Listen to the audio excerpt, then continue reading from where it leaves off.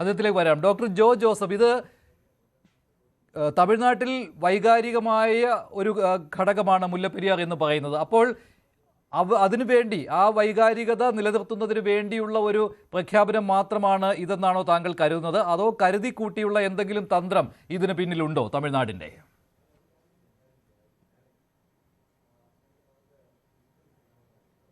ഇതിൻ്റെ അകത്ത് മുല്ലപ്പെരിയാർ വിഷയത്തിൽ രണ്ടു മൂന്ന് കാര്യങ്ങളുണ്ട്. ഇത് വെറും ഉണ്ടയില്ലാത്തൊരു വെടിയല്ല ഈ വെടി വെച്ചേക്കുന്ന വെടി.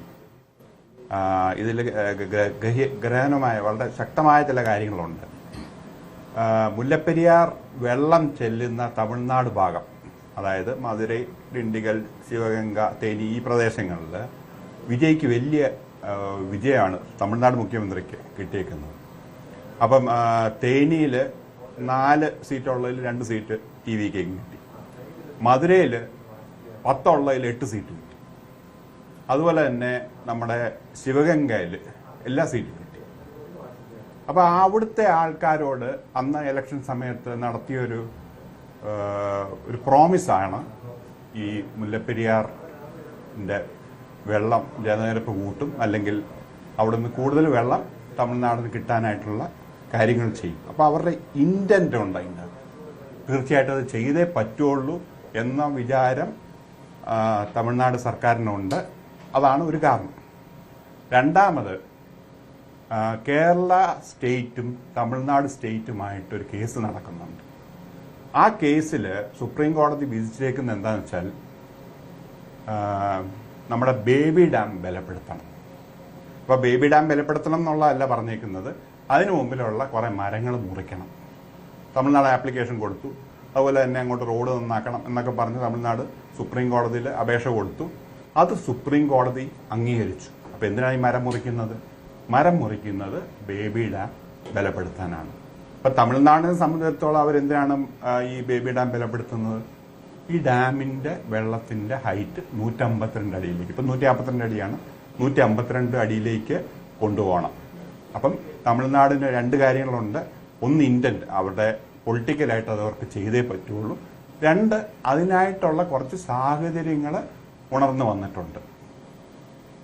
അപ്പോൾ അത് വൈകാരികമായ ഒരു പ്രഖ്യാപനമല്ല, കാൽക്കുലേറ്റ് ചെയ്തുള്ളത് തന്നെയാണ്. ഭാവിയെ കരുതി തന്നെയാണ് തമിഴ്നാട് ഈ പ്രവൃത്തി ചെയ്തുകൊണ്ടിരിക്കുന്നത്. എങ്ങനെ തടയാൻ പറ്റും കേരളത്തിനിപ്പോൾ?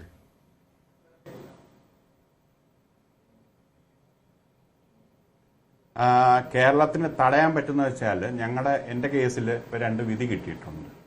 ആ വിധിയിൽ ഒന്ന് നാഷണൽ ഡാം സേഫ്റ്റി അതോറിറ്റിയുടെ കീഴിലാക്കിയിട്ടുണ്ട്. ഇപ്പോൾ തമിഴ്നാടിൻ്റെ കൺട്രോളിലാണ് ഡാം ഇരിക്കുന്നത്. പക്ഷേ എൻ്റെ കേസിലെ വിധി അനുസരിച്ച് നമുക്ക് കേരളത്തിന് കിട്ടിയിരിക്കുന്നൊരു മെച്ചം എന്താണെന്ന് വെച്ചാൽ നാഷണൽ ഡാം സേഫ്റ്റി അതോറിറ്റിയുടെ കീഴിലാക്കി. അതാണ്, ആ അതോറിറ്റിയാണ് ഇതിൻ്റെ ഓപ്പറേഷനും മെയിൻ്റനൻസും എല്ലാം ചെയ്യേണ്ടതെന്ന് ആ ഓർഡറിൽ തന്നിട്ടുണ്ട്. ആ വിധിയിലുണ്ടത്. അപ്പം അത് നമ്മൾ നടപ്പാക്കാൻ നോക്കണം. നമ്മുടെ പല എം പിമാരും ശ്രീ ഡീൻ കുര്യാക്കോസ് ഉൾപ്പെടെയുള്ളവർ പിന്നെ അതിനുവേണ്ടിയുള്ള പല കമ്മ്യൂണിക്കേഷനും കേന്ദ്രമായിട്ട് നടത്തിയിട്ടുണ്ട്. കേന്ദ്ര സർക്കാർ പോസിറ്റീവായിട്ട് അതിന് ഒരു മറുപടി കിട്ടുമെന്ന് വിചാരിക്കുന്നു. രണ്ടാമത്, ഞങ്ങളുടെ കേസിൽ പിന്നെ തന്നെ ഒരു കോംപ്രിഹെൻസീവ് ഡാം സേഫ്റ്റി ഇവാലുവേഷൻ നടത്താനായിട്ട് സുപ്രീം കോടതി ഉത്തരവിട്ടിട്ടുണ്ട്. അപ്പോൾ അത് പിന്നെ സാധാരണഗതിയിൽ ഇപ്പം നമ്മൾ പറഞ്ഞു കഴിഞ്ഞാൽ ഇപ്പോൾ സ്കൂളിലൊക്കെ ചെറിയ പരീക്ഷകൾ നടക്കും. ഓണം ആകുമ്പോഴും ക്രിസ്മസ് ആകുമ്പോഴൊക്കെ ചെറിയ പരീക്ഷകൾ നടക്കും. പക്ഷെ അതുപോലെയല്ല SSLC പരീക്ഷ. SSLC പരീക്ഷ തന്നെ വളരെ വിപുലമായിട്ട് ആൾക്കാർ കാണുന്നൊരു പരീക്ഷ. എന്ന് പറഞ്ഞ പോലെ ഈ മുല്ലപ്പെരിയാർ ഡാമിൽ ഇടയ്ക്കിടയ്ക്ക് ചെറിയ ഇൻസ്പെക്ഷൻ നടക്കും. എന്നിട്ട് ആ കുഴപ്പമില്ലെന്ന് അവർ പറയും. പക്ഷെ അതുപോലെ ഒരു ഇൻസ്പെക്ഷൻ അല്ലേ ഇത്. വളരെ വിപുലമായിട്ട് വളരെ ശക്തമായിട്ട് ചെയ്യുന്ന ഒരു ഇൻസ്പെക്ഷനാണ്. അപ്പോൾ കേരളം അതിൻ്റെ അകത്ത് പിന്നെ ഒരു നല്ല രീതിയിൽ ഫൈറ്റ് ചെയ്ത് കഴിഞ്ഞാൽ ഈ ഡാമിന് എന്തെങ്കിലും കുഴപ്പമുണ്ടെങ്കിൽ അത് നമ്മൾ ചൂണ്ടിക്കാണിച്ച് ഈ ഡാമിന് കുഴപ്പമുണ്ടെന്ന് പറഞ്ഞു കഴിഞ്ഞാൽ അവർക്ക് പിന്നെ പുതിയ ഡാമിലേക്ക് പോകേണ്ടി വരും. ഞങ്ങളെ സംബന്ധിച്ചിടത്തോളം ഞങ്ങൾ പിന്നെ ഈ കേസ് ഫൈറ്റ് ചെയ്ത് ഈ അറ്റം വരെ ഞങ്ങൾ കൊണ്ടാക്കിയിട്ടുണ്ട്. ഇനി ഞങ്ങൾക്ക് അതിൻ്റെ താപ്പാടെ ചെയ്യാമെന്ന് പറഞ്ഞാൽ കേന്ദ്രം ഇത് ഏറ്റെടുക്കാമെന്ന് പറയുക, അങ്ങനെയുള്ള കാര്യങ്ങൾ ചെയ്യുക. അപ്പോൾ കേന്ദ്രത്തിന് ഇതിൻ്റെ അകത്തൊരു വലിയ റോള് ഇനി വരുന്നുണ്ട്. കേരളത്തിനും ഉണ്ട്, കുറച്ച് റോളുകളുണ്ട്, പക്ഷെ കേന്ദ്രത്തിന് റോള് വരുന്നുണ്ട്. അപ്പം നമ്മുടെ എല്ലാ ആശങ്ക അനുസരിച്ചും പല റിപ്പോർട്ടും പഠനങ്ങളും ഉണ്ട് ഈ ഡാം അൺസേഫാന്ന് പറഞ്ഞിട്ട്.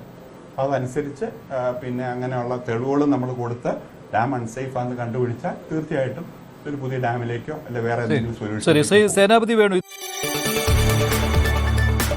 കൂടുതൽ വാർത്തകൾക്ക് News 18 Keralam YouTube channel subscribe ചെയ്യുക.